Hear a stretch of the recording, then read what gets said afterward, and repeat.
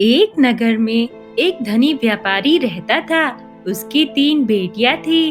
बड़ी बेटी का नाम ब्लिस और बीच वाली बेटी का नाम ब्लॉसम और सबसे छोटी बेटी का नाम ब्यूटी था। तीनों बहनों में ब्यूटी सबसे ज्यादा सुंदर थी। इस कारण उसकी दोनों बड़ी बहनें उससे जला करती थी। स्वभाव से ब्यूटी नर्म और दयालु थी, जबकि दोनों बड़ी बहनें गुस्सैल, लालची और स्वार्थी थी। एक दिन व्यापारी को यह संदेश मिला कि उसके सामानों से लदे जहाज समुद्री तूफान के कारण समुद्र में डूब गए हैं। इससे उसे बहुत बड़ा नुकसान हुआ। उसका पूरा व्यवसाय बर्बाद हो गया। घर को छोड़कर उसके पास कुछ भी न बचा और वो गरीबी के जीवन काटने को विवश हो गए। आलीशान जीवन जीने की आदि व्यापारी की दोनों बड़ी बेटियां इन हालातों के लिए पूरा दिन अपने पिता को बुरा भला कहती रहती और शिकायतें करती रहती थी। लेकिन ब्यूटी इन हालातों में भी खुश थी। वह पूरे दिन घर का काम करती और साथ ही अपने पिता को भी खुश रखने की कोशिश करती थी। कुछ महीने बाद एक दिन व्यापारी को पता चला कि उसका एक जहाज बंदरगाह पर पहुंच गया है। उसके तुरंत ही वह बंदरगाह जाने की तैयारी कर लेता है और जाने से पहले वह अपनी तीनों बेटियों से पूछता है कि तुम तीनों बहनें मुझे जल्दी जल्दी से बता दो कि आते वक्त तुम्हारे लिए क्या लेकर आऊं मैं। उस व्यापारी की दोनों बड़ी बेटियों ने सुंदर कपड़े, जूते, मोतियों का हार और इसी तरह की अन्य चीजें लाने को कहा, जबकि उनकी सबसे छोटी बहन ब्यूटी अपने पिता की हालत जानती थी। इसलिए उसने अपने पिता से आते वक्त सिर्फ एक गुलाब का फूल लाने को कहा। जब वह व्यापारी बंदरगाह पहुंचा तो उसने देखा कि उसके जहाज का पूरा सामान नष्ट हो चुका है। साथ ही उसका जहाज भी टूट फूट गया है और किसी काम का नहीं रह गया है। थका हारा निराश व्यापारी वापस अपने घर की ओर लौटने लगा। वापस लौटते लौटते रात हो गई। रास्ते में एक भयानक घना जंगल था। व्यापारी जल्दी से जल्दी उस जंगल को पार कर लेना चाहता था, लेकिन तभी अचानक से शुरू हुए तेज आंधी तूफान ने उसे घेर लिया। उस तूफान में सफर जारी रख पाना असंभव था। आश्रय की खोज में वह इधर उधर भटकने लगा। तभी उसे उस भयानक जंगल में एक स्थान पर दूर से रोशनी दिखाई पड़ी।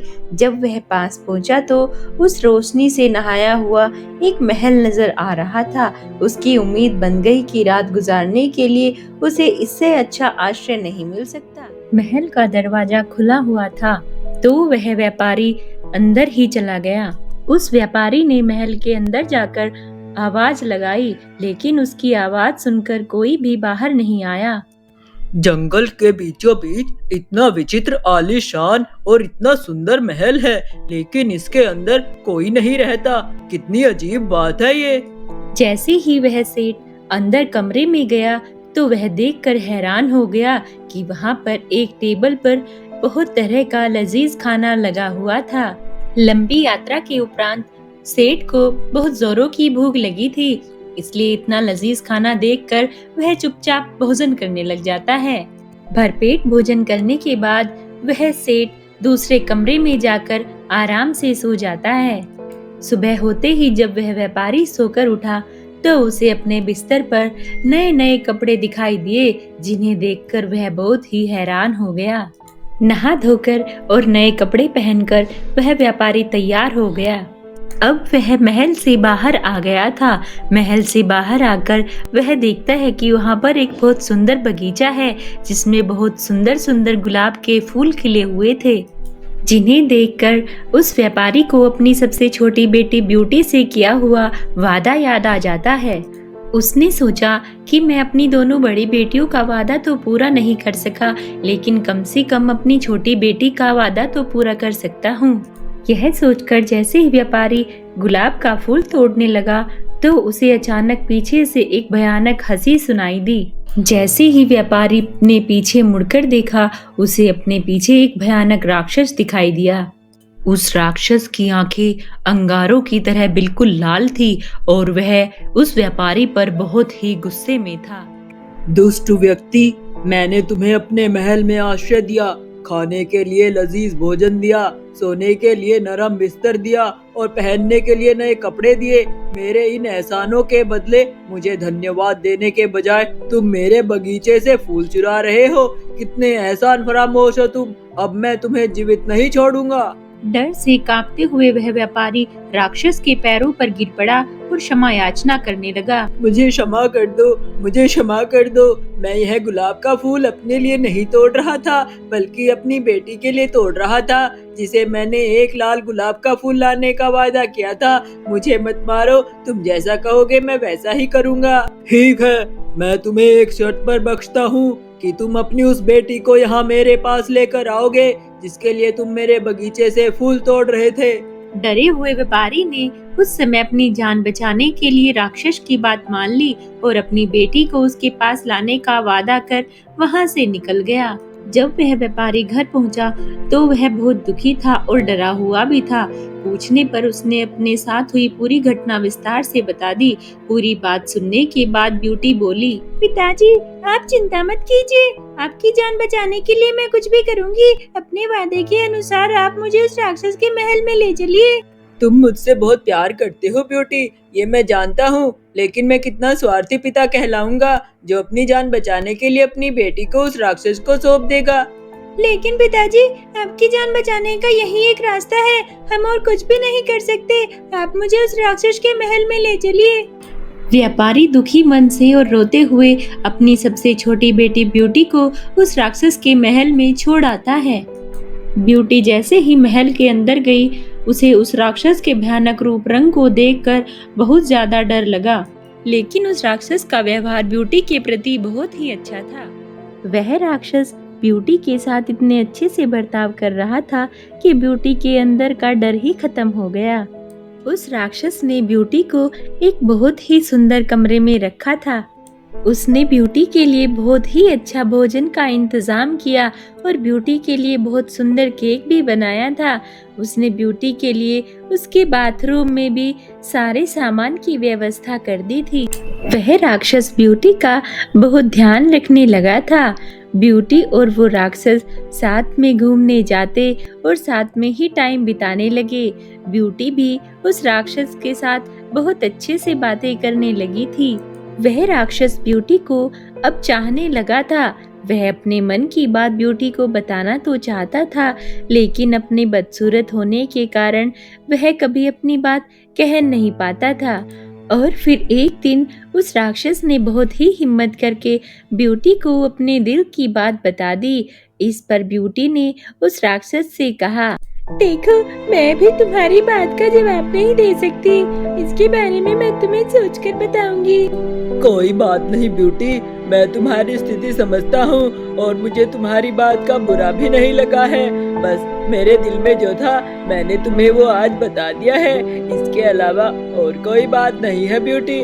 इतना कहकर वह राक्षस वहाँ से चला जाता है।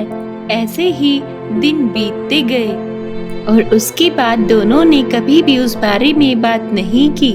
ब्यूटी को भी उस राक्षस के महल में किसी भी चीज की कोई कमी नहीं थी, लेकिन फिर भी उसे अपने पापा और बहनों की बहुत याद आती थी।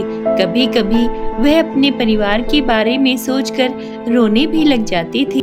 मुझे एक बार अपने बाबा के पास जाने दो, मुझे अपने बाबा और बहनों की बहुत याद आती है।